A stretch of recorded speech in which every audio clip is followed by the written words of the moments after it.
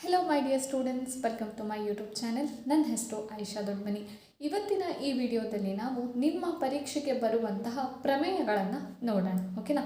ಮೊದಲನೇದಾಗಿ ನಾ ಹೇಳ್ತಾ ಇರೋ ಪ್ರಮೇಯ ಥೇಲ್ಸ್ನ ಪ್ರಮೇಯ. ಓಕೆನಾ? ಬನ್ನಿ ವಿಡಿಯೋನ ಸ್ಟಾರ್ಟ್ ಮಾಡೋಣ. ಥೇಲ್ಸ್ನ ಪ್ರಮೇಯ ಏನು ಹೇಳುತ್ತೆ? ಥೇಲ್ಸ್ನ ಪ್ರಮೇಯ ಈಗ ನಿಮಗೆ ಕ್ವೆಶ್ಚನ್ ಕೊಡಬೇಕು ಅಂತ ಅಂದರೂ ಅವರು ಸಹಿತ ನಿರೂಪಣೆಯನ್ನು ಕೊಡಲ್ಲ. ನಿರೂಪಣೆಯನ್ನು ನೀವು ಪ್ರಾಕ್ಟೀಸ್ ಮಾಡ್ಕೋಬೇಕು. ಯಾಕಂದರೆ ಒಂದು ಪ್ರಮೇಯಕ್ಕೆ ಹೆಸರಿದೆ ಅಂದಮೇಲೆ ಆ ಪ್ರಮೇಯದ ಹೆಸರನ್ನೇ ಕೊಡ್ತಾರೆ. ಥೇಲ್ಸ್ನ ಪ್ರಮೇಯ ಅಂತಾನೇ ಕೊಡ್ತಾರೆ. ನಿಮಗೆ ನಿರೂಪಣೆ ಕೊಡೋದು ಕಮ್ಮಿ. ಸೊ ನಿರೂಪಣೆ ಬಯಟ್ ಹಾಕಿಟ್ಕೋಬೇಕು ನಾವು. ಓಕೆನಾ? ಕೊಟ್ಟರು ಕೊಡಬಹುದು. ಓಕೆ, ನಿರೂಪಣೆ ಏನಿರುತ್ತೆ? ನಿರೂಪಣೆ ಅಂದರೆ ಹೇಳಿಕೆ ಅಂಥೇಳಿ ಅಷ್ಟೇ. ಓಕೆನಾ? ತ್ರಿಭುಜದ ಎರಡು ಬಾಹುಗಳನ್ನು ಎರಡು ವಿಭಿನ್ನ ಬಿಂದುಗಳಲ್ಲಿ ಛೇದಿಸುವಂತೆ ಒಂದು ಬಾಹುವಿಗೆ ಸಮಾಂತರವಾಗಿ ಎಳೆದ ಸರಳ ರೇಖೆಯು ಉಳಿದೆರಡು ಬಾಹುಗಳನ್ನು ಸಮಾನುಪಾತದಲ್ಲಿ ವಿಭಾಗಿಸುತ್ತದೆ. ಓಕೆ, ಏನಿದ್ರರ್ಥ? ಚಿತ್ರ ಬಿಡಿಸ್ತಾ ನೋಡೋಣ. ಓಕೆ, ಈಗ ಹೇಳಿಕೆ ಬಂತು ಅಂದಮೇಲೆ ಒಂದು ಚಿತ್ರ ಇರಬೇಕಲ್ವಾ? ನೋಡಿ, ಯಾವ ಚಿತ್ರ ಬೇಕು? ತ್ರಿಭುಜ ಅಂತೇಳಿ ಹೇಳಿದ್ದಾರೆ. ಸೊ ತ್ರಿಭುಜದ ಚಿತ್ರ ಅಂತೂ ಬೇಕೇ ಬೇಕು. ಸೊ ಏನು ಮಾಡೋಣ? ತ್ರಿಭುಜವನ್ನು ಬಿಡಿಸ್ಕೊಳ್ಳೋಣ.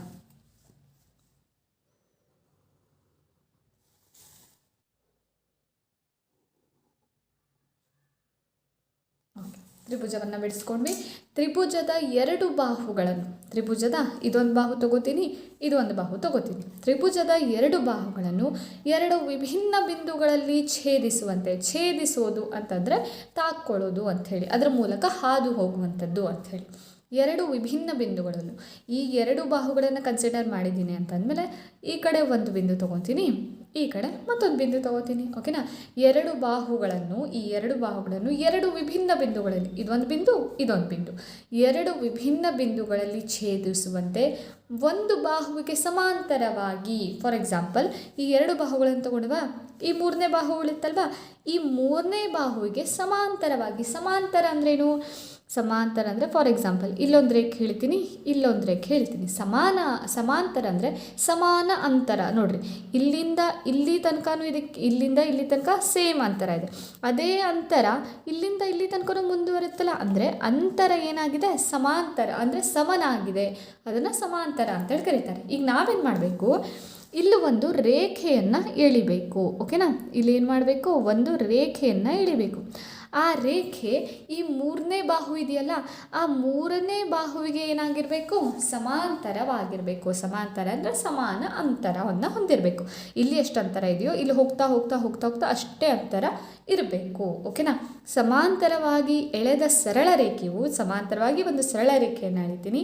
ಉಳಿದೆರಡು ಬಾಹುಗಳನ್ನು, ಈ ಉಳಿದಿದ್ದ ಎರಡು ಬಾಹು ಇದೆಯಲ್ಲ, ಸಮಾನುಪಾತದಲ್ಲಿ ವಿಭಾಗಿಸುತ್ತದೆ. ಈ ಎರಡು ಬಾಹು ಇದೆಯಲ್ಲ, ಅದನ್ನು ಸಮಾನ ಅನುಪಾತದಲ್ಲಿ ವಿಭಾಗಿಸುತ್ತದೆ ಅಂತೇಳಿ ಹೇಳ್ತಾ ಇದ್ದಾರೆ. ಓಕೆನಾ? ಇದು ಈ ಹೇಳಿಕೆಯನ್ನು ನೋಡಿಕೊಂಡು ಚಿತ್ರವನ್ನು ಬಿಡಿಸಿರೋದು. ಈಗ ಏನು ಮಾಡೋಣ? ಹೆಸರನ್ನು ಕೊಡೋಣ ಇದಕ್ಕೆ. ಓಕೆ, ತ್ರಿಭುಜಕ್ಕೆ ಏನು ಮಾಡ್ತೀನಿ? ABC ಅಂತೇಳಿ ಹೆಸರನ್ನು ಕೊಡ್ತೀನಿ. ಈ ಒಂದು ಸರಳ ರೇಖೆಯನ್ನು ಹಿಡಿದಿದ್ದೇನಲ್ವಾ, ಅದಕ್ಕೆ D ಮತ್ತು E ಅಂತೇಳಿ ಹೆಸರನ್ನು ಕೊಡ್ತೀನಿ. ಓಕೆನಾ? ABC ತ್ರಿಭುಜ, DE ಒಂದು ಸರಳ ರೇಖೆ. ಓಕೆ, ಇದಿಷ್ಟು ಆದ ತಕ್ಷಣ ನೀವೇನು ಮಾಡಬೇಕು? ದತ್ತವನ್ನು ಬರಿಬೇಕು. ದತ್ತ ಅಂತಂದರೆ ಏನಪ್ಪ? ಹಾಗಾದರೆ ದತ್ತ ಅಂತ ಅಂದರೆ ಏನು? ಕ್ವೆಶ್ಚನಲ್ಲಿ ಹೇಳಿಕೆಯಲ್ಲಿ ಏನು ಕೊಟ್ಟಿದ್ದಾರೋ ಅದನ್ನು ಶಾರ್ಟ್ ಫಾರ್ಮಲ್ಲಿ ಕೆಳಗಡೆ ಬರುವಂಥದ್ದು ಅಷ್ಟೇ. ಹೇಗೆ? ಏನು ಕೊಟ್ಟಿದ್ದಾರೆ? ತ್ರಿಭುಜದ ಎರಡು ಬಾಹುಗಳನ್ನು ಎರಡು ವಿಭಿನ್ನ ಬಿಂದುಗಳಲ್ಲಿ ಛೇದಿಸುವಂತೆ ಒಂದು ಬಾಹುವಿಗೆ ಸಮಾಂತರವಾಗಿ ಎಳೆದ ಸರಳ ರೇಖೆಯು ಉಳಿದೆರಡು ಬಾಹುಗಳನ್ನು ಸಮಾನುಪಾತದಲ್ಲಿ ವಿಭಾಗಿಸುತ್ತದೆ ಅಂತಂದರೆ ಇಲ್ಲಿ ಈಗ ಫಸ್ಟ್ ಸ್ಟಾರ್ಟಿಂಗ್ ಎರಡು ಲೈನ್ ಏನು ಕೊಟ್ಟಿರ್ತಾರಲ್ಲ ಅದು ನಮ್ಮ ದತ್ತ, ಲಾಸ್ಟ್ ಲೈನ್ ಕೊಟ್ಟಿರ್ತಾರಲ್ಲ ಅದು ನಮ್ಮ ಸಾಧನೀಯ ಆಗಿರುತ್ತೆ. ಇದೊಂದು ನೆನ್ಪಿಟ್ಕೊಳ್ಳಿ. ಪ್ರತಿಯೊಂದು ಪ್ರಮೇಯದಲ್ಲೂ ಹೀಗೆ ಫಸ್ಟ್ ಎರಡು ಲೈನ್ ಕೊಟ್ಟಿರೋದು ದತ್ತ, ಲಾಸ್ಟ್ ಲೈನ್ ಕೊಟ್ಟಿರೋದು ಯಾವತ್ತೂ ಏನಾಗಿರುತ್ತೆ? ಸಾಧನೀಯ. ಫಸ್ಟ್ ಎರಡು ಲೈನಲ್ಲಿ ಏನು ಕೊಟ್ಟಿದ್ದಾರೆ? ತ್ರಿಭುಜದ ಎರಡು ಬಾಹುಗಳನ್ನು ಎರಡು ವಿಭಿನ್ನ ಬಿಂದುಗಳಲ್ಲಿ ಛೇದಿಸುವಂತೆ ಒಂದು ಬಾಹುಗೆ ಸಮಾಂತರವಾಗಿ ಎಳೆದ ಸರಳ ರೇಖೆ, ಒಂದು ಯಾವುದೋ ಬಾಹುವನ್ನು ಸಮಾಂತರವಾಗಿ ಎಳೆದಿದ್ದಾರೆ ಅಂತೇಳಿ ಕೊಟ್ಟಿದ್ದಾರೆ. ಓಕೆನಾ? ಇದೆಲ್ಲ ಹೆಂಗೆ ಎಳೆದಿದ್ದಾರೆ ಅನ್ನೋದ್ರ ಇನ್ಫಾರ್ಮೇಷನು ಇದೆಲ್ಲ ಮೇಲ್ಗಡೆ ಕೊಟ್ಟಿದ್ದಾರಲ್ಲ, ಇದೆಲ್ಲ ಹೇಗೆ ಎಳೆದಿದ್ದಾರೆ? ಹಾಗಾದರೆ ಎಳೆದಿರೋದೇನು? ಸಮಾಂತರವಾಗಿ ಒಂದು ಸರಳ ರೇಖೆಯನ್ನು ಎಳೆದಿದ್ದಾರೆ. ಅದು ನಮ್ಮ ದತ್ತ. ಹಾಗಾದರೆ ಏನಿದೆ? ನಾವು ಫಸ್ಟ್ ಏನು ಬಿಡಿಸಿದ್ವಿ ಹೇಳಿ? ತ್ರಿಭುಜ ABC ಯಲ್ಲಿ ಈ ತ್ರಿಭುಜ ABC ಇದನ್ನು ಕೊಟ್ಟಿದ್ದಾರಲ್ವಾ, ಫಸ್ಟು ಅದನ್ನು ಬರ್ಕೊಳ್ಳೋಣ. ತ್ರಿಭುಜ ABC ಇದರಲ್ಲಿ ಏನು ಹೇಳಿ? ಸಮಾಂತರವಾಗಿ ಎಳೆದಿದ್ದಾರೆ. ಏನು? ಈ DEಯನ್ನು ಯಾವುದಕ್ಕೆ ಸಮಾಂತರವಾಗಿ ಎಳೆದಿದ್ದಾರೆ? ಬಿ ಸಿಗೆ ಸಮಾಂತರವಾಗಿ ಎಳೆದಿದ್ದಾರೆ. ಇಲ್ಲೊಂದು ಚಿಹ್ನೆ ಹಾಕಿದ್ದೇನಲ್ಲ, ಇದು ಸಮಾಂತರ ಅನ್ನುವಂಥ ಚಿಹ್ನೆ. ಇಲ್ಲಿ ಬಿಡಿಸಿದ್ದೀನಿ ನೋಡ್ರಿ, ಅದನ್ನೇ ಈ ಥರ ಹಾಕೋದು ಅಷ್ಟೇ. ಓಕೆ, ಅರ್ಥ ಆಗಿದೆ. ಸ್ಟಾರ್ಟಿಂಗ್ 2 ಲೈನ್ ಕೊಟ್ಟಿರೋದು ಯಾವತ್ತೂ ದತ್ತ ಆಗಿರುತ್ತೆ. ಓಕೆನಾ? ಈಸಿಯಾಗಿ ನೀವು ಹೀಗೆ ಅರ್ಥ ಮಾಡಿಕೊಂಡು ಸಾಲ್ವ್ ಮಾಡಿರಿ, ಬಾಯ್ ಹಾಕ್ಕೊಳ್ಳಿಕ್ಕೆ ಹೋಗಬೇಡ್ರಿ. ಓಕೆನಾ? ತ್ರಿಭುಜ ಎ ಬಿ ಸಿ ಫಸ್ಟ್ ಬಿಡಿಸಿದ್ವಾ? ಸೊ ತ್ರಿಭುಜ ಎ ಬಿ ಸಿ ಅಂತ ಹೇಳಿ ಬರೀರಿ. ಅದಾದಮೇಲೆ ಏನು ಬಿಡಿಸಿದ್ವಿ? ಇದೊಂದು ಲೈನು ಇದಕ್ಕೆ ಸಮಾಂತರ ಅಂತ ಹೇಳಿ ಹಾಕಿದ್ವಾ? ಅದನ್ನು ಇಲ್ಲಿ ಬರೆದ್ರೆ ಆಯಿತು ಅಷ್ಟೇ. ಓಕೆನಾ? ಡಿ ಇನ ಸಮಾಂತರವಾಗಿ ಬಿ ಸಿಗೆ ಎಳೆದಿದ್ವಿ, ಇದನ್ನು ಬರಿಬೇಕು. ದತ್ತ ಆದಮೇಲೆ ಸಾಧನೀಯವನ್ನು ಬರಿಬೇಕು. ಸಾಧನೀಯ ನಿಂಗೆ ಹೇಳಿದೆ ಅಲ್ವಾ, ಲಾಸ್ಟ್ ಲೈನ್ ಕೊಟ್ಟಿರೋದು ಯಾವತ್ತೂ ಸಾಧನೀಯ ಆಗಿರುತ್ತೆ. ಈಗ ಉಳಿದೆರಡು ಬಾಹುಗಳನ್ನು ಸಮಾನುಪಾತ ಅಂದರೆ ಎ ಭಾಗಿಸು ಬಿ ಲೆಕ್ಕದಲ್ಲಿ ಬರೆಯುವಂಥದ್ದು. ಓಕೆ, ಅನುಪಾತದಲ್ಲಿ ಬರೆಯುವಂಥದ್ದು ಅಂದರೆ ಎ ಅನುಪಾತ ಬಿ. ಈ ಎ ಅನುಪಾತ ನಾವೇನು ಬರಿಬೋದು? ಎ ಭಾಗಿಸು ಬಿ ಅಂತ ಬರಿಬೋದಲ್ಲ, ಈ ಥರ ನಾವು ಇದನ್ನು ಬರಿಬೇಕು. ಓಕೆ, ಅಷ್ಟೇ. ಉಳಿದೆರಡು ಬಾಹುಗಳು ಯಾವ್ಯಾವ ತೊಗೊಂಡಿದ್ವಿ? ಎ ಬಿ ಮತ್ತು ಎ ಸಿಯನ್ನು ತೊಗೊಂಡಿದ್ವಿ. ಆ ಎ ಬಿ ಮತ್ತು ಎ ಸಿಗಳು ಭಾಗ ಆಗಿದೆಯಾ? ಈ ಡಿ ಇಂದ ಏನಾಗಿದೆ? ಎ ಡಿ ಮತ್ತು ಡಿ ಬಿ ಆಗಿ ಭಾಗ ಆಗಿದೆ. ಎ ಇ ಮತ್ತು ಇ ಸಿ ಆಗಿ ಭಾಗ ಆಗಿದೆ. ಅದನ್ನು ಬರಿಬೇಕಷ್ಟೇ ನಾನು. ಏನು ಹೇಳ್ರಿ? ಎ ಡಿ ಭಾಗಿಸು d b equal to A e ಭಾಗಿಸು ಇ ಸಿ. ನೋಡಿರಿ, ಇಷ್ಟೇ ಬರ್ದಿರೋದು. ಎ ಡಿ ಭಾಗಿಸು ಡಿ ಬಿ ಆಮೇಲೆ ಎ ಇ ಭಾಗಿಸು ಇ ಸಿ ಅಂತೇಳಿ ಬರ್ದಿರುವಂಥದ್ದು. ಓಕೆನಾ? ಇದಿಷ್ಟು. ಇದಾದ ಮೇಲೆ ಇದನ್ನು ಸಾಲ್ವ್ ಮಾಡೋಕ್ಕಿಂತ ಮುಂಚೆ ನಿಮಗೂ ಒಂದು ಅಂಶ ಗೊತ್ತಿರಬೇಕು. ಓಕೆನಾ? ಅದು ಯಾವುದಪ್ಪ ಮೊದಲನೇ ಅಂಶ ಅಂತ ಕೇಳಿದ್ರೆ ಇಲ್ಲಿ ನೋಡ್ಕೊಳ್ರಿ.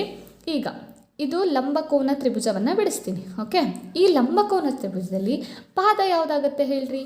ಫಾರ್ ಎಕ್ಸಾಂಪಲ್ ಹೆಸರು ಕೊಡ್ತೀನಿ, ಪಿ ಕ್ಯೂ ಆರ್ ಅಂಥೇಳಿ ಪಾದ ಯಾವುದು ಹೇಳ್ರಿ? ಕೆಳಗಡೆ ಇರೋದಲ್ವಾ? ಪಾದ ಯಾವುದಾಯಿತು? ಕ್ಯೂ ಆರ್ ಆಯಿತು. ಲಂಬ ಅಥವಾ ಎತ್ತರ ಯಾವುದಾಗುತ್ತೆ ಹೇಳ್ರಿ? ಲಂಬ ಎತ್ತರ ಯಾವುದಾಗುತ್ತೆ ಹೇಳ್ರಿ? ಈ ಪಿ ಕ್ಯೂ ಇದೆಯಲ್ಲ, ಇದಾಗುತ್ತೆ. ಎತ್ತರ ಅಂತಂದರೆ 90 ಡಿಗ್ರಿ ಕೋನವನ್ನು ನಮ್ಗೆ ಉಂಟು ಮಾಡಬೇಕು, ಅದನ್ನು ಎತ್ತರ ಅಂತ ಕರಿತೀವಿ.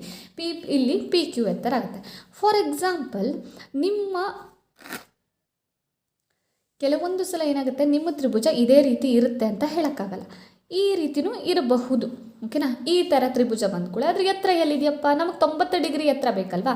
ಇಲ್ಲಿ 90 ಡಿಗ್ರಿ ಇದೆಯಾ? ಇಲ್ಲ, ಇಲ್ಲಿ ಯಾವುದೋ ಬೇರೆ ಕೋನ ಉಂಟಾಗಿದೆ. ಹಾಗಾದರೆ ಎತ್ತರ ಹೇಗಿರುತ್ತೆ? ಎತ್ತರ ಏನಾಗುತ್ತೆ? ಈ ಕಡೆ ಲಂಬವಾಗಿ ಬರುತ್ತೆ ನೋಡ್ರಿ, ಇದು ನಮ್ಮ ಎತ್ತರ. ಇಲ್ಲ, ಅದನ್ನು ಇ ಅಂತೇಳಿ ಹೆಸರು ಕೊಡ್ತೀನಿ, ಎ ಇ. ಓಕೆನಾ? ಇಲ್ಲಿ ನೋಡಿರಿ, ಫಾರ್ ಎಕ್ಸಾಂಪಲ್ ಇಲ್ಲಿ ಏನು ಅರ್ಥ ಮಾಡಿಸ್ಲಿಕ್ಕೆ ಟ್ರೈ ಮಾಡ್ತಾ ಇರೋದು ಅಂತ ಕೇಳಿದ್ರೆ, ಕೆಲವೊಂದು ತ್ರಿಭುಜದಲ್ಲಿ ಎತ್ತರ ಅದರ ಬಾಹುನೇ ಆಗಿರ್ತದೆ, ಆದರೆ ಕೆಲವೊಂದು ತ್ರಿಭುಜದಲ್ಲಿ ಎತ್ತರ ಅನ್ನೋದೇನಾಗುತ್ತೆ? ತ್ರಿಭುಜದಿಂದ ಹೊರಗಡೆ ಬರುತ್ತೆ ಅಂಥೇಳಿ ಇದನ್ನೇ ಅರ್ಥ ಮಾಡಿಸ್ಲಿಕ್ಕೆ ಟ್ರೈ ಮಾಡ್ತಾ ಇರೋದಿಲ್ಲ. ಓಕೆನಾ? ಕೆಲವೊಂದು ತ್ರಿಭುಜದಲ್ಲಿ ಅಲ್ಲೇ ಎತ್ತರ ಇರುತ್ತೆ, ಆದರೆ ಕೆಲವೊಂದು ತ್ರಿಭುಜದಲ್ಲಿ ಏನಾಗುತ್ತೆ? ಎತ್ತರ ಅನ್ನುವಂಥದ್ದು ಹೊರಗಡೆ ಬರುತ್ತೆ. ಓಕೆನಾ? ಅದೊಂದೇ ಪಾಯಿಂಟ್ ನೆನ್ಪಿಟ್ಕೊಳ್ಳಿ. ಯಾಕೆ ಹೇಳ್ತಾ ಇದ್ದೀನಿ ಅಂತೇಳಿ ಮುಂದೆ ಸಾಧನೆ ಮಾಡಬೇಕಾದ್ರೆ ಗೊತ್ತಾಗುತ್ತೆ. ತ್ರಿಭುಜದಲ್ಲಿ ಏನಾಗುತ್ತೆ? ಎತ್ತರ ಹೊರಗಡೆ ಇರುತ್ತೆ, ಅದನ್ನು ಕೆಲವೊಂದು ತ್ರಿಭುಜದಲ್ಲಿ ಹೊರಗಡೆ ಇರುತ್ತೆ, ಅದನ್ನು ನೆನ್ಪಿಟ್ಕೊಳ್ಳಿ. ಇನ್ನು ಮತ್ತೊಂದು 2ನೇ ಪಾಯಿಂಟ್ ಇದೆ, ಅದು ಯಾವುದಪ್ಪ ಅಂತ ಕೇಳಿದ್ರೆ, ಇದು ಆಲ್ರೆಡಿ 9th ಕಲ್ತಿದ್ದೀರಿ, ನನಗೆ ಗೊತ್ತು 9th ಕಲ್ತಿರೋದೆಲ್ಲ ಬರ್ತಿದ್ದೀರಿ ಅಂತೇಳಿ. ಈಗ ಇನ್ನೊಂದ್ಸಲ ನೆನಪು ಮಾಡ್ಕೊಳ್ಳಿ. ಓಕೆನಾ? ಏನು ಅಂತ ಕೇಳಿದ್ರೆ, ಈಗ ಫಾರ್ ಎಕ್ಸಾಂಪಲ್ ಇಲ್ಲಿ 2 ಸಮಾಂತರ ರೇಖೆಗಳಿದ್ವು ಅಂತ ತಿಳ್ಕೊಳ್ಳಿ.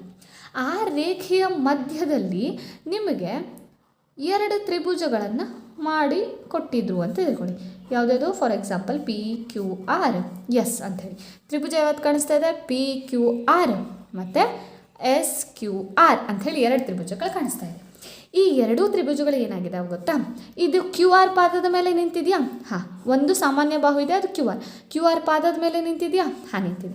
ಒಂದೇ ಪಾದದ ಮೇಲೆ 2 ತ್ರಿಭುಜಗಳಿತ್ತು, ಮತ್ತು ಅದು 2 ತ್ರಿಭುಜಗಳು ಒಂದು ಜೊತೆ ಸಮಾಂತರ ರೇಖೆಗಳ ನಡುವೆ ಇದ್ದರೆ, ಅರ್ಥ ಆಯ್ತಾ?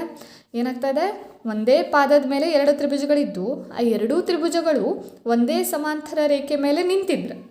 ಆವಾಗ ಈ ಪಿ ಕ್ಯೂ ಆರ್ನ ವಿಸ್ತೀರ್ಣ ಏನಿದೆಯಲ್ಲ, ಅದು ಎಸ್ ಕ್ಯೂ ಆರ್ನ ವಿಸ್ತೀರ್ಣಕ್ಕೆ ಸಮನಾಗ್ಬಿಡುತ್ತೆ. ಯಾವಾಗ? ಒಂದೇ ಪಾದದ ಮೇಲೆ ನಿಂತು ಒಂದು ಜೊತೆ ಸಮಾಂತರ ರೇಖೆಯ ಜೊತೆಗೆ ಇದ್ದಾಗ ಆ 2 ತ್ರಿಭುಜಗಳೇನಿದ್ವಲ್ಲ, ಆ 2 ತ್ರಿಭುಜಗಳ ವಿಸ್ತೀರ್ಣಗಳು ಏನಾಗ್ಬಿಡುತ್ತೆ? ಸಮನಾಗ್ಬಿಡುತ್ತೆ. ಇದು 2 ಕಾನ್ಸೆಪ್ಟ್ ಗೊತ್ತಿರಬೇಕು, ಅದಕ್ಕೋಸ್ಕರ ಹೇಳಿರುವಂಥದ್ದು. ಓಕೆನಾ? ಈಗ ನೆಕ್ಸ್ಟು ರಚನೆ ಆಗಬೇಕು. ಓಕೆನಾ? ಯಾಕೆ ರಚನೆ ಆಗಬೇಕಪ್ಪ? ನೋಡ್ರಿ, ನಮ್ಗೆ ಆ್ಯಕ್ಚುಲಿ 2 ತ್ರಿಭುಜಗಳು ಬೇಕಾಗತ್ತೆ. ಸೊ ಅದಕ್ಕೋಸ್ಕರ ಕೆಲವೊಂದಿಷ್ಟು ರಚನೆಗಳನ್ನು ಮಾಡ್ತೀವಿ. ಇದೆಲ್ಲ ಮಾಡೋ ಅವಶ್ಯಕತೆ ಇಲ್ಲ, ಇದೆಲ್ಲ ನನ್ನ ರಫ್ ವರ್ಕ್. ನೀವು ಇದಿಷ್ಟನ್ನು ಮಾತ್ರ ನಾನು ನೀಟಾಗಿ ಏನು ಬರೀತಿದ್ದೀನಲ್ಲ ಅದನ್ನಷ್ಟೇ ಮಾಡಬೇಕು. ಓಕೆ? ರಚನೆ ಏನಪ್ಪ? ಫಸ್ಟ್ ಒನ್ ಸಿಂಪಲ್, 2 ರಚನೆ ಇದ್ದಾವೆ. ಮೊದಲನೇ ರಚನೆ ಸಿಂಪಲ್ ಆಗಿದೆ ನೋಡ್ರಿ. ಏನು ಮಾಡಬೇಕು ಕೇಳಿದ್ರೆ, ಈ ಸಿ ಮತ್ತು ಡಿಯನ್ನು ಸೇರಿಸಬೇಕು. ಓಕೆ, ಇನ್ನು ನೆಕ್ಸ್ಟು ಈ ಬಿ ಮತ್ತು ಇಯನ್ನು ಸೇರಿಸಬೇಕು. ಆಯಿತಾ? ಇದನ್ನು ಇಲ್ಲಿ ಸೆಂಟೆನ್ಸ್ ಮಾಡಿ ಬರೆದ್ರೆ ಆಯಿತು. ಡಿ ಮತ್ತು ಸಿಯನ್ನು ಸೇರಿಸಿದೆ. ಇನ್ನು ಅದರಲ್ಲೇ ಮತ್ತೊಂದು ಬರುತ್ತೆ, ಏನು ಹೇಳ್ರಿ? ಬಿ ಮತ್ತು ಇಗಳನ್ನು ಸೇರಿಸಿದೆ. ಓಕೆ, ನೆಕ್ಸ್ಟ್ ಇನ್ನು ಎರಡನೇ ರಚನೆ ಯಾವುದಪ್ಪ ಅಂತ ಕೇಳಿದ್ರೆ, ಇಲ್ಲಿ ನೋಡ್ರಿ, ನಾನು ಏನು ಮಾಡ್ತೀನಿ ಗೊತ್ತಾ? ಈ ಇಂದ ಈ ಎಡಿಗೆ ಒಂದು ಲಂಬವನ್ನು ಹೇಳ್ತೀನಿ. ಓಕೆ, ಇಲ್ಲಿ ಒಂದು ಹೆಸರನ್ನು ಕೊಡ್ತೀನಿ, ಎಮ್ ಅಂಥೇಳಿ. ಓಕೆನಾ? ಇಲ್ಲೂ ಹಾಗೆ ಮಾಡ್ತೀನಿ. ಈ ಡಿ ಪಾಯಿಂಟಿಂದ ಈ ಎ ಸಿ ಅಥವಾ ಎ ಯಾವುದಕ್ಕಾದರೂ ಒಂದು ಲಂಬವನ್ನು ಎಳಿತೀನಿ. ಯಾಕೆ ಎಳದೆ ಅನ್ನೋದು ಮುಂದೆ ಗೊತ್ತಾಗುತ್ತೆ. ಓಕೆನಾ? ಸರಿ, ಇದಕ್ಕೆ ಎನ್ ಅಂತೇಳಿ ಹೆಸರು ಕೊಡ್ತೀನಿ. ಅದನ್ನೇ ನೀವಿಲ್ಲಿ ವರ್ಡಿಂಗ್ಸಲ್ಲಿ ಬರೆದ್ರಾಯ್ತು. ಏನು ಹೇಳ್ರಿ? ಎ ಡಿ ಅಂತ ಬರಿಬೋದು ಅಥವಾ ಎ ಬಿ ಅಂತ ಬರಿಬೋದು. ಎ ಡಿ ಮತ್ತು ಎ ಬಿ ಅದೇ ಸೇಮ್ ಆಗುತ್ತೆ. ಅದು ಎ ಬಿ ಲಂಬ, ಇಲ್ಲೇನು ಮಾರ್ಕ್ ಹಾಕ್ತಾ ಇದ್ದೀನಲ್ಲ, ಇದನ್ನು ಲಂಬ ಅಂತೇಳಿ ಕರೀತಾರೆ, ನೆನ್ಪಿಟ್ಕೊಳ್ಳಿ. ಇದನ್ನು ಸಮಾಂತರ ಅಂತೇಳಿ ಕರೀತಾರೆ. ಓಕೆ, ಹಾಂ, ಎ ಬಿ ಲಂಬ ಯಾವುದಿದೆ? E N, M, E M. ಮತ್ತೊಂದು ಮತ್ತು ಯಾವುದು ಹೇಳ್ರಿ? ಎ ಸಿ ಲಂಬ, ಎ ಸಿ ಲಂಬ ಏನಾಗಿದೆ? ಡಿ ಎನ್ ಅಂಥೇಳಿ ಆಗಿದೆ. ಅದನ್ನು ಬರಿತೀನಿ, ಡಿ ಎನ್ ಅಂಥೇಳಿ. ಓಕೆ, ಇದಿಷ್ಟು ನಮ್ಮ ರಚನೆ. ಆಯಿತಾ? ಹಾಂ, ರಚನೆಯನ್ನು ನೆನ್ಪಿಟ್ಕೊಂಡು ಅದಾದಮೇಲೆ ರಚನೆಯನ್ನು ಮಾಡಿರಿ. ಓಕೆ, ಫಸ್ಟು ಓನ್ಲಿ ತ್ರಿಭುಜವನ್ನು ಬಿಡಿಸ್ಕೊಂಡು ಸಮಾಂತರ ರೇಖೆ ಬಿಡಿಸ್ರಿ. ರಚನೆ ಬರಿಬೇಕಾದ್ರೆ ರಚನೆಯನ್ನು ಮಾಡಿರಿ. ಮತ್ತೊಂದು ಏನು ವಿಷಯ ಅಂತ ಕೇಳಿದ್ರೆ, ಇಲ್ಲಿ ರಚನೆ ಏನಾದರೂ ತಪ್ಪಾದರೆ ನೀವು ಎಷ್ಟೇ ಸರಿಯಾಗಿ ಬರೆದ್ರೂ ನಿಮಗೆ ಮಾರ್ಕ್ಸ್ ಸಿಗಲ್ಲ. ಸೊ ನೆನಪಿಟ್ಟು ರಚನೆಯನ್ನು ಮಾಡಿರಿ. ಓಕೆನಾ?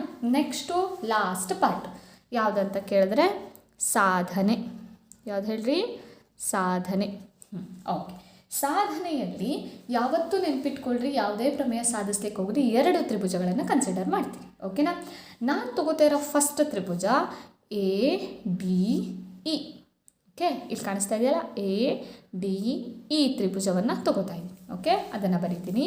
ತ್ರಿಭುಜ ಎ ಡಿ ಇ ಮತ್ತು ಮತ್ತೊಂದು ತ್ರಿಭುಜ, 2 ತ್ರಿಭುಜಗಳನ್ನು ಕಂಪೇರ್ ಮಾಡ್ತೀವಿ ಯಾವತ್ತು. ಓಕೆನಾ? ಮತ್ತೊಂದು ತ್ರಿಭುಜ ಯಾವ್ದು ತಗೋತಾ ಇದ್ದೀನಿ ಕೇಳಿದ್ರೆ, ಬಿ ಡಿ ಇ. ಇಲ್ಲಿ ನೋಡ್ರಿ, ಇಲ್ಲಿ ಕಾಣಿಸ್ತಾ ಇದೆಯಲ್ಲ, ಈ ತ್ರಿಭುಜವನ್ನು ತಗೋತೀನಿ. ಅದರಲ್ಲಿ ತ್ರಿಭುಜ ಬಿ ಡಿ ಇಯನ್ನು ತಗೋತೀನಿ. ಓಕೆನಾ? ಹಾಂ, ಇದು 2ರದ್ದು ವಿಸ್ತೀರ್ಣ ಕಂಡುಹಿಡ್ತೀನಿ. ಈಗ ಏನು ಹೇಳ್ರಿ? ವಿಸ್ತೀರ್ಣ ತ್ರಿಭುಜ ಎ ಡಿ ಇ, ಈ ತ್ರಿಭುಜದ ವಿಸ್ತೀರ್ಣ ಮತ್ತು ಯಾವ ತ್ರಿಭುಜದ್ದು ಹೇಳ್ರಿ? ವಿಸ್ತೀರ್ಣ ತ್ರಿಭುಜ ಬಿ ಡಿ ಇದು ವಿಸ್ತೀರ್ಣ. ಈಗ ತ್ರಿಭುಜದ ವಿಸ್ತೀರ್ಣ ಕಂಡುಹಿಡುವಂಥ ಸೂತ್ರ ಏನಪ್ಪ? ಅರ್ಧ ಇಂಟು ಪಾದ ಇಂಟು ಎತ್ತರ. ಹೌದಲ್ವಾ? ಹಾಂ, ಈಗ ಗೊತ್ತಾಗುತ್ತೆ ಈ ಕಾನ್ಸೆಪ್ಟಲ್ಲಿ ಯಾಕೆ ನಾ ಹೇಳಿದೆ ಅಂಥೇಳಿ. ಓಕೆ, ಈಕ್ವಲ್ ಟು ತ್ರಿಭುಜ ಎ ಡಿ ಇದು ವಿಸ್ತೀರ್ಣ ನೋಡೋಣ. ಅರ್ಧ ಇಂಟು ಪಾದ ಯಾವ್ದು ಕಾಣಿಸ್ತಾ ಇದೆ ಇಲ್ಲಿ? ಹಾಂ, ಯಾವ್ದು ಹೇಳ್ರಿ? ಯಾವ್ದು ಹೇಳ್ರಿ? ಇದನ್ನು ಪಾದ ಅಂತೇಳಿ ಕನ್ಸಿಡರ್ ಮಾಡ್ತೀನಿ. ಇದನ್ನು ಓಕೆ, ಎ ಡಿ ಪಾದ ಅಂತ ಹೇಳಿ ಕನ್ಸಿಡರ್ ಮಾಡ್ತೀನಿ. ಓಕೆನಾ? ಅರ್ಧ ಇಂಟು ಎ ಡಿ ಪಾದ. ಈ ಎ ಡಿ ಪಾದಕ್ಕೆ ಲಂಬ ಯಾವುದಿದೆ ನೋಡ್ರಿ, ಇಲ್ಲಿ ಬರ್ದಿದ್ದೀರಲ್ವ ರಚನೆಯಲ್ಲಿ. ನೀವು ಎಲ್ಲಿ ಬರ್ದಿದ್ದೀರಿ ನೋಡ್ರಿ? ಎ ಡಿ ಅಥವಾ ಎ ಬಿ ಎರಡು ಒಂದೇ ಅಂತ ಹೇಳಿದೆ ಅಲ್ವಾ? ಎ ಡಿ ಅಥವಾ ಎ ಬಿ ಎರಡು ಒಂದೇ. ಈ ಎ ಡಿಗೆ ಲಂಬ ಯಾವ್ದು ತೊಗೊಂಡಿದ್ದೀರಿ? ಇ ಎಮ್ ಅಂಥೇಳಿ ಲಂಬ ತೊಗೊಂಡಿದ್ದೀರಿ. ಇ ಎಮ್ ಅಂಥೇಳಿ ಬರೀರಿ. ಡಿವೈಡೆಡ್ ಬೈ ಇಲ್ಲೂ ಅರ್ಧ ಇಂಟು, ಈಗ ಬಿ ಡಿ ಇ ತೊಗೋಬೇಕಲ್ವಾ? ಹಾಂ, ಬಿ ಇಲ್ಲಿದೆ, ಬಿ ಡಿ ಇ. ಓಕೆನಾ? ಹಾಂ, ಇದರಲ್ಲಿ ಪಾದವನ್ನು ಏನು ತೊಗೋತೀನಿ? ಬಿ ಡಿ ಅಂಥೇಳಿ ತೊಗೋತೀನಿ. ಯಾವ್ದು ಹೇಳ್ರಿ? B D. ಯಾಕೆ ಅದನ್ನೇ ತೊಗೊಂಡೆ? ಇಲ್ಲಿ ನೋಡ್ರಿ, ಮತ್ತೊಂದು ಹಿಂಟ್ ಏನು ಗೊತ್ತಾ? A D divided by D B ಬರೆಯೋದು ಅರ್ಥ ಆಗಿದೆ ಅಲ್ವಾ? ಇದು ಹೇಗೆ ಬರದೆ ಅಂಥೇಳಿ. ಹಾಂ, ಇದನ್ನೇ ಇಲ್ಲಿ ಬರೆದು ಬಿಡ್ರಿ, ಅಷ್ಟೇ simple. A D divided by D B ಇದೆಯಲ್ಲ, ಬಿ ಡಿ ಡಿ ಬಿ ಎರಡು ಒಂದೇ, ಡಿ ಬಿ ಅಂತ ಬರೆದು ಬಿಡ್ರಿ, ಸಿಂಪಲ್. ಹಾಂ, ಮತ್ತೊಂದು ಹಾಂ ಹೇಳಿದ್ದೆ ಅಲ್ವಾ? ಇಲ್ಲೇನು ಹೇಳಿದ್ದೆ? ಕೆಲವೊಂದು ತ್ರಿಭುಜದಲ್ಲಿ ಎತ್ತರ ಏನಾಗಿರುತ್ತೆ? ಹೊರಗಿರುತ್ತೆ ಅಂತ ಹೇಳಿದೆ ಅಲ್ವಾ? ಈಗ ಈ ತ್ರಿಭುಜನ ಅಬ್ಸರ್ವ್ ಮಾಡಿ. ಬಿ ಡಿ ಇ ಈ ತ್ರಿಭುಜ ಇದೆಯಲ್ಲ, ಈ ತ್ರಿಭುಜದ ಎತ್ತರ ಇಲ್ಲಿ ನೋಡ್ರಿ ಹೊರಗಿದೆ. ಯಾವ್ದು ಹೇಳ್ರಿ? E M.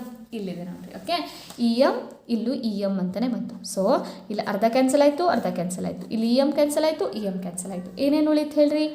A D divided by B D ಅಥವಾ ಡಿ ಬಿ ಎರಡೂ ಒಂದೇ. ಇದನ್ನು ಇಕ್ವೇಷನ್ 1 ಅಂತೇಳಿ ಬರಿತೀನಿ ಅಷ್ಟೇ. ಓಕೆ, ಇಲ್ಲಿ ನೋಡಿರಿ, ಇಲ್ಲಿ ಸಾಧನೀಯದಲ್ಲಿ ಏನು ಬರ್ದಿದ್ರಲ್ಲ ಫಸ್ಟು, ಅದನ್ನೇ ಇಲ್ಲಿ ಮಧ್ಯೆ ತೊಗೊಂಡ್ರಾಯ್ತು. ಇಲ್ಲೇನು ತೊಗೊತೀರಿ ಅದನ್ನು ಇಲ್ಲೇ ತೊಗೊಂಡ್ರಾಯ್ತು, ಕ್ಯಾನ್ಸಲ್ ಆಗಿಬಿಡುತ್ತೆ. ಓಕೆ, ನೆನ್ಪಿಟ್ಕೊಳ್ಳಿ, ಇದೆಲ್ಲ ಟ್ರಿಕ್ಸು. ಇಲ್ಲಿ ನೆನ್ಪಿಟ್ಕೊಂಡು ಈ ಥರ ಮಾಡಬೇಕು. ಇನ್ನು ನೆಕ್ಸ್ಟ್ ಬರುವಂಥದ್ದು ಎರಡನೇ ತ್ರಿಭುಜ. ಅಲ್ಲೂ ಸಹಿತ ಏನು ಮಾಡ್ತೀನಿ, ತ್ರಿಭುಜ ಎ ಡಿ ಇನೇ ತೊಗೊತೀನಿ. ಆದರೆ ಮತ್ತೊಂದು ತ್ರಿಭುಜ ಮಾತ್ರ ಯಾವ್ದು ತೊಗೊತೀನಿ? ಇದನ್ನು ತೊಗೊತೀನಿ, ಡಿ ಇ ಸಿ ಇದನ್ನು ತೊಗೊತೀನಿ, ಅಥವಾ ಸಿ ಡಿ ಇ ಅಂತಲೇ ತೊಗೊಳ್ಳೋಣ. ಓಕೆ, ಏನಿದೆ? ತ್ರಿಭುಜ ಸಿ ಡಿ ಇಗಳಲ್ಲಿ, ಈ ಎರಡು ತ್ರಿಭುಜಗಳಲ್ಲಿ ಅದೆರಡರ ವಿಸ್ತೀರ್ಣ ಕಂಡು ಹಿಡಬೇಕಲ್ವಾ ಈಗ? ಹಾಂ, ಅದೆರಡರದ್ದು ವಿಸ್ತೀರ್ಣ ಕಂಡು ಹಿಡಿಯೋಣ. ವಿಸ್ತೀರ್ಣ ತ್ರಿಭುಜ A D E divided by ವಿಸ್ತೀರ್ಣ ತ್ರಿಭುಜ ಸಿ ಡಿ ಅಲ್ವಾ? C D E equal to ವಿಸ್ತೀರ್ಣ ಸೂತ್ರ ಏನು? ಅರ್ಧ ಇಂಟು ಪಾದ. ಈ ಸಲ ನಾನೇನು ಮಾಡ್ತೀನಿ, ಈ ಎ ಡಿ ಇ ತ್ರಿಭುಜದಲ್ಲಿ ಹಿಂದಿನ ಸಲ ಎ ಡಿ ತೊಗೊಂಡಿದ್ಯಲ್ವಾ, ಈ ಸಲ ಎ ಇ ಪಾದವನ್ನು ತೊಗೋತೀನಿ. ಓಕೆನಾ? ಪಾದ ಯಾವುದು? ಎ ಇ ಇಂಟು ಹಾಗೆ ಆ ಪಾದಕ್ಕೆ ಎತ್ತರ ಯಾವ್ದು ಬರ್ತಾ ಇದೆ ನೋಡ್ರಿ? ಡಿ ಎನ್ ಅಲ್ವಾ?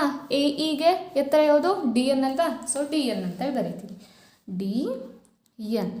ಓಕೆ, ಡಿವೈಡೆಡ್ ಬೈ ಇಲ್ಲೂ ಸಹಿತ ಅರ್ಧ ಇಂಟು ಪಾದ ಯಾವ್ದು ತೊಗೊತೀನಿ ಹೇಳ್ರಿ? ಇದಲ್ವಾ? ಇಲ್ಲಿ ಕಾಣಿಸ್ತಾ ಇದೆಯಲ್ಲ ಪಾದ, ಸಿ ಇ ಅಥವಾ ಇ ಸಿ ಯಾವುದಾದ್ರೂ ತೊಗೋಬೋದು. ನಾ ಏನು ಮಾಡ್ತೀನಿ, ಸಿ ಇ ಅಥವಾ ಇ ಸಿ ಯಾವುದಾದ್ರೂ ತೊಗೋಬೋದು, ಎಲ್ಲ ಸೇಮ್. ಓಕೆ, ಇಲ್ಲಿ ನೋಡ್ರಿ, ಸಿ ಡಿ ಇ ನಾ ಹೇಳಿದ್ದೆ ಅಲ್ವಾ, ಇಲ್ಲಿ ಈ ತ್ರಿಭುಜದಲ್ಲಿ ಕೆಲವೊಂದು ತ್ರಿಭುಜದಲ್ಲಿ ಎತ್ತರ ಹೊರಗೆ ಬರುತ್ತೆ. ಈ ತ್ರಿಭುಜದಲ್ಲಿ ನೋಡಿ ಎತ್ತರ ಏನು ಬಂದಿದೆ? ಹೊರಗೆ ಬಂದಿದೆ ಅಲ್ವಾ? ಯಾವುದು ಹೇಳ್ರಿ ಎತ್ತರ? ಡಿ ಎನ್ ಅಂತ ಹೇಳಿ. ಓಕೆ, ಯಾವ್ದು ಹೇಳ್ರಿ? D N. ಇಲ್ಲೂ ಡಿ ಎನ್, ಇಲ್ಲೂ ಡಿ ಎನ್, ಇಲ್ಲೂ ಅರ್ಧ, ಇಲ್ಲೂ ಅರ್ಧ, ಕ್ಯಾನ್ಸಲ್ ಆಯಿತಾ? ಉಳಿದಿರೋದೇನೇನು? A E divided by E C equation 2, ಸಮೀಕರಣ 2 ಅಂತ ಹೇಳಿ ಬಂದೆ. ಈಗ ನಾನೇನು ಮಾಡ್ತೀನಿ, 1 ಮತ್ತು 2ರಿಂದ 1 ಮತ್ತು 2ರಿಂದ ಏನು ಸಿಕ್ತು? 1 ಮತ್ತು 2 A D divided by B D equal to A E divided by E C. ಯಾಕೆ ಸೇಮ್ ಆಗುತ್ತೆ ಅಂಥೇಳಿ ಲಾಸ್ಟ್ ಸೆಂಟೆನ್ಸನ್ನು ಬರಿಬೇಕು. ಏನಂತ ಬರಿಬೇಕಪ್ಪ ಲಾಸ್ಟ್ ಸೆಂಟೆನ್ಸನ್ನು? ಇಲ್ಲಿ ನೋಡ್ರಿ, ಇಲ್ಲಿ ಎ ಡಿ ಇ ಸಮ ಇದೆ. ಓಕೆ, ಎ ಡಿ ಇ ಸಮ ಇದೆ. ಹಾಗಾದರೆ ಎ ಡಿ ಮತ್ತು ಎ ಇನ ಸಮ ಅಂಥೇಳಿ ಬರಿಬೋದು. ಆದರೆ ಬಿ ಡಿ ಇ ಸಿನ ಸಮ ಅಂಥೇಳಿ ಯಾಕೆ ಬರೆದ್ವಿ? ಇಲ್ಲಿ ಬಿ ಡಿ ತೊಗೊಂಡಿದ್ದೀವಿ, ಇಲ್ಲಿ ಸಿ ಡಿ ತೊಗೊಂಡಿದ್ವಿ. ಸಮ ಅಂತ ಬರೀಲಿಕ್ಕೆ ಚಾನ್ಸ್ ಇಲ್ಲ. ಬಿ ಡಿ ತ್ರಿಭುಜನೇ ಬೇರೆ, ಸಿ ಡಿ ತ್ರಿಭುಜನೇ ಬೇರೆ. ಇಲ್ಲಿ ನೋಡ್ಕೊಡ್ರಿ, ಬಿ ಡಿ ಇ ತ್ರಿಭುಜನೇ ಬೇರೆ, ಸಿ ಡಿ ಇ ತ್ರಿಭುಜನೇ ಬೇರೆ. ಆದರೆ ಸಮ ಅಂಥೇಳಿ ಯಾಕೆ ಬರೆದೆ ನಾನು ಅದೆರಡನ್ನು ಅಂತಂದರೆ, ಇಲ್ಲಿ ನೋಡ್ರಿ, ಇಲ್ಲಿ ಸಮಾಂತರ ರೇಖೆ ಇದೆಯಾ? ಆ ಸಮಾಂತರ, ಎರಡೂ ಸಮಾಂತರ ರೇಖೆ ಒಳಗಡೆನೇ ಈ ತ್ರಿಭುಜಗಳಿದೆಯಾ? ಹಾಂ, ಎರಡೂ ಸಮಾಂತರ ರೇಖೆ ಒಳಗಡೆನೇ ತ್ರಿಭುಜ ಇದ್ದರೆ ಅದೆರಡರ ವಿಸ್ತೀರ್ಣ ಏನಾಗುತ್ತೆ ಅಂತ ಹೇಳಿದ್ದೆ. ಇಲ್ಲಿ ನೋಡಿ, ಎರಡು ಸಮಾಂತರ ರೇಖೆಗಳ ಮಧ್ಯೆ ಇದ್ದು ಒಂದೇ ಪಾದ, ಇಲ್ಲಿ ನೋಡಿ, ಇಲ್ಲಿ ಡಿ ಇ ಅನ್ನೋದು ಪಾದ, ಹೌದಾ? ಹಾಂ, ಈ ಡಿ ಇ ಪಾದದ ಮೇಲೆ ಈ ಬಿ ಡಿ ಇ ಮತ್ತು ಸಿ ಡಿ ಇ ತ್ರಿಭುಜಗಳು ನಿಂತಿದೆಯಾ? ಹಾಂ, ಎರಡು ಸಮಾಂತರ ರೇಖೆ ಒಳಗಡೆನೇ ಇದೆಯಾ? ಹಾಂ, ಎರಡು ಸಮಾಂತರ ರೇಖೆ ಒಳಗಡೆ ಇದ್ದು ಮತ್ತು ಒಂದೇ ಪಾದದ ಮೇಲೆ ಎರಡು ತ್ರಿಭುಜಗಳು ನಿಂತಿದ್ರೆ ಅದೆರಡರ ವಿಸ್ತೀರ್ಣ ಏನಾಗುತ್ತೆ ಅಂತ ಹೇಳಿದ್ದೆ? ಸಮ ಆಗುತ್ತೆ ಅಂತ ಹೇಳಿ ಇಲ್ಲಿ ಹೇಳಿದ್ದೆ ಅಲ್ವಾ?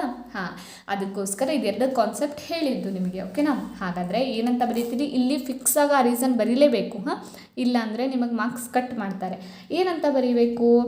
ತ್ರಿಭುಜ B D E equal to ತ್ರಿಭುಜ ಸಿ ಡಿ ಇ. ಇಲ್ಲಿ ವಿಸ್ತೀರ್ಣ ಅಂತ ಸೇರಿಸ್ರಿ, ವಿಸ್ತೀರ್ಣ.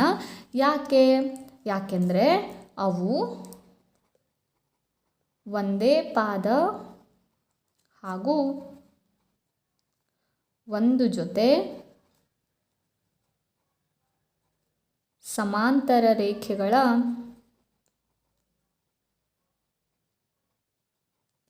ನಡುವೆ ಇದೆ.